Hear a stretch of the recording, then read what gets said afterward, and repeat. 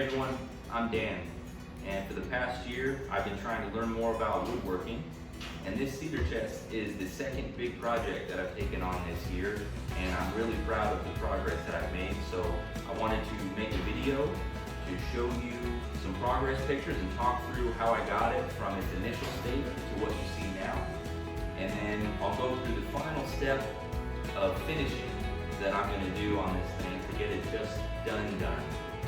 But I'm going to put this video on the Dirt Ranch page so that we can support what Jeff, Ranch, and Rachel are doing out there. So make sure you click and subscribe.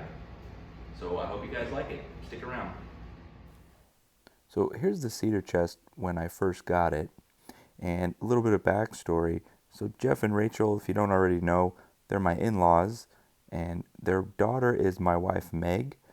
They gave us this cedar chest shortly after we got married, which I love. It's gorgeous and it's got a lot of potential, and I like the fact that it has been in the house where Meg grew up and that Jeff and Rachel owned it for a number of years. So the idea of being able to restore it and get several more years out of it is really exciting to me.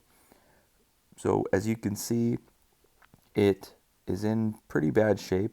There was a lot of discoloration and damage to the finish. There's chips in the wood and drink rings on top, as you'll see.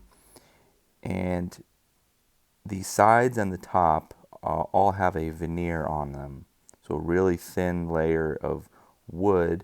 And I wasn't quite sure if I was going to be able to take off the finish easily and address some of the damage without going through that veneer. And so that was a unique challenge in this. But I'll walk you through what I did to get the finish off and get it looking good again. The first step was trying to get the finish off, and I started out using a card scraper, which is a piece of steel with a burr on it, but you have to hold it with two hands and you have to hold it at the right angle. And it worked really well, but it built up a lot of heat and you have to use a lot of elbow grease. So I settled on this tool. It's called a carbide scraper, and it's just got a carbide bit on it. But it does essentially the same thing as a card scraper. You're able to scrape the surface and get the finish off, and it worked pretty well on the back. And you can see on the back anyways, there's some nice bare cedar, but the majority of the cedar chest will have that veneered finish, like I said. But I highly recommend this carbide scraper. I got this one off of Amazon. You can use two hands, and it does a lot of work with not much energy. Next, I moved on to the veneered surfaces that had this poly or lacquer finish on it. And this is the top. I started out trying to get the finish off the top, and you can see it worked really well. So again, highly recommend the carbide scraper. And so the next step was just to get the finish off the entire piece, which took about a day. But the only thing I'm not showing here is that I used some sandpaper to try and get the finish off of the finer corners and the creases and stuff. But the carbide scraper did most of the work. And as you can see, once I got the finish off, not only did the whole thing lighten up, but the lip on top and the edge on the bottom are really light. And so you get this cool light and dark effect that I think I'm going to keep. I'm not going to stain it away or anything. After that, I moved on to repairing some of the damage. There's a chip in the veneer here that I repaired with a piece of scrap. I filled in wood putty all over the whole piece. Here's a crease on the side. There's a little bit of separation between the front and the side, so fill that in with wood putty. Use some wood colored markers to fill that in, and then give it a quick sanding, and it's a pretty convincing repair. And then on the front right of the cedar chest, there was a chip missing off the corner. So I got a mitered corner from a previous project, drew out in pencil what I would need to fill in that missing corner, used my Dremel to shape the piece so it fit that negative space, and then glued it in place, put some wood putty over it to fill it in, and then sanded it all smooth to make it match the shape of that lip because I didn't have a router, and it was pretty convincing. Next, I moved on to the legs, And for the legs, I just wanted to get the finish off, which would also get that dark color off. And what I did was actually kind of cool because it was hard to sand. I put a screw in the bottom, cut the head off the screw with my Dremel. Then I was able to chuck it into my drill and use my drill like a lathe. So I put it in my vise and operated my drill, and then I was able to hold sandpaper on the leg as it spun and got the finish off that way. And as you can see, once I was done, the legs looked really, really light.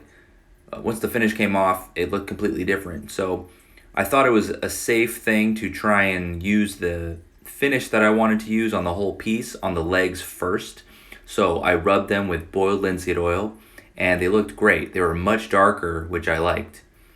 Next, I rubbed boiled linseed oil on a veneered surface, and same thing. It looks really dark and evens out any uneven coloring. And then I moved on to the front. Here's a before and after. This is before, and then after I rubbed the boiled linseed oil on, again, had a great effect. It almost looks stained, but I got to keep that light and dark effect. And then here's that repair on the front corner. You can see a transition where the putty and the repair starts, but it also kind of just looks like the wood grain, so I was happy with it. And then the top looked the best of all when I rubbed it with boiled linseed oil. You can see it underneath the spray lacquer there.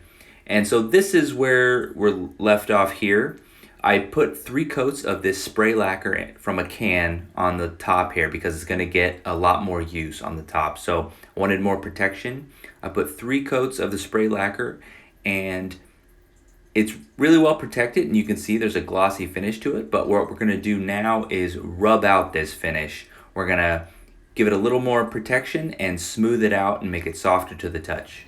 All right, so we're getting ready to do our rub out on the finish. And the things you're gonna need are a bucket with some soapy water, just some water and a little bit of dish soap. Doesn't have to be warm or anything. And then 400 grit sandpaper. It's a little bit finer, you know, because we don't want to go too far and penetrate through that finish. And we're also gonna sand lightly, like you'll see. And what I've done here is just wrap it around a sanding block. Really, you can use a piece of wood, anything to keep it flat, because again, we're trying to get the finish nice and smooth. So just holding it by hand is not going to be as useful as having something flat to keep your sandpaper flat as we're sanding. But 400 grit, and then after we sand it, using the soapy water as lubricant, we're going to use paste wax. Now I have S.C. Johnson's paste wax. Another common one is Minwax, paste finishing wax. I see that one used a lot as well. And then 4/0 steel wool. And you'll know it's 4/0 because it'll have 4 zeros on it. And that's just a really gentle steel wool as far as steel wool goes. And this is what we're actually going to use to apply the paste wax. And then finally, a buffing cloth or a rag. It could be a dish towel or an old t-shirt, something that won't leave a lot of lint behind that we can use to buff out this paste wax once we finish it. So let's get to it. So unfortunately I didn't get a video of me doing the sanding with the soapy water, but I took some before and after photos. So here is just the cedar chest with the spray lacquer, and here's a close-up shot. So you can see a lot of those ridges when I zoom in. The way the light reflects off it, you can see a lot of those grooves that are still there. And then after the sanding, even from far away, you can kind of see there's a lot smoother look to it. You still have the sheen, but it's more of a satin finish, not so glossy. And here it is close up. So again, you can already tell it looks good, and we're going to apply paste wax to this to make it look even better. And now I have my paste wax, and I'm going to apply it with the 4/0 steel wool, which will give me a little abrasiveness to knock down some more of those peaks. It'll also help me work in the paste wax into lots of those grooves. So I'll put a little bit. I say a little bit, but you can actually add quite a lot of the paste wax because you're going to buff it off later. But I'll start applying it, and usually, you know, wax on, wax off. you're gonna do little circular motions. But if you're a little unsure, as I am in this case, that you haven't penetrated your shellac, or rather you're worried that you have penetrated too far, you can go with the grain to minimize any swirling or cross-sectional marks if you don't want to leave them. So go ahead and go with the grain if you want, but the point right here is that you're trying to get paste wax into the little creases and crevices that are left. So the thicker you lay it on the one hand, the thicker the layer of protection you'll have in the end, but also the other side of that coin is the more you'll have left over when you go to buff this out. So it might take a little more elbow grease to even it out and buff it out, which is going to be the last step here.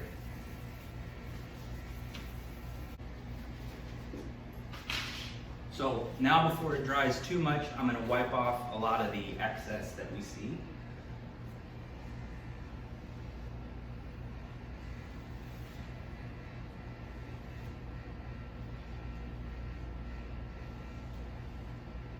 And what I'm hoping for is that I've put enough on that I've worked into the grooves so that when it cures, it will cure a nice even surface.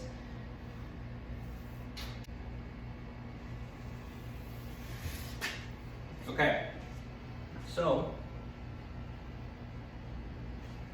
now what I'm going to do is wait about 15-20 minutes for this to harden up a bit, and then once it solidifies a little bit more, I'm going to come through and buff it out and see what it looks like. If there's still a lot of gaps that I see once it's cured, I'll put another layer on and we'll try it again. Okay, so I've come back about 30 minutes later and given the paste wax a chance to cure and harden up. And you may not be able to see from the video, but there is a layer of haziness to the top now. And that's because the wax has hardened up and now we have to buff it. And so we should see some of that glossy look come back. But not quite as high gloss as it was before, more like a satin finish.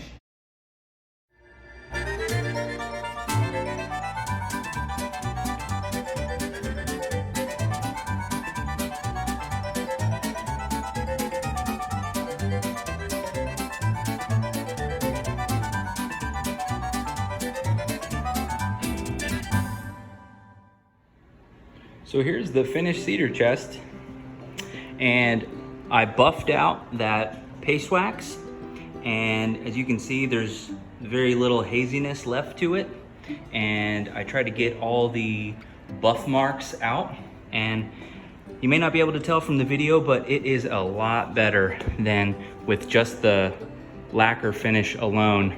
To the touch, you can't feel any of those grooves and high points that were there before, and it's got not as high gloss a look to it, although it does look nice and protected, and the light bounces off it just the right amount, in my opinion. So it looks good, it feels good. I think I'm ready to put the feet back on it and put it in the living room. So I hope you guys enjoyed this video. Like I said in the beginning, make sure you hit like and subscribe to the Dirt Ranch page, and look forward to bringing you guys more videos in the future. Take it easy.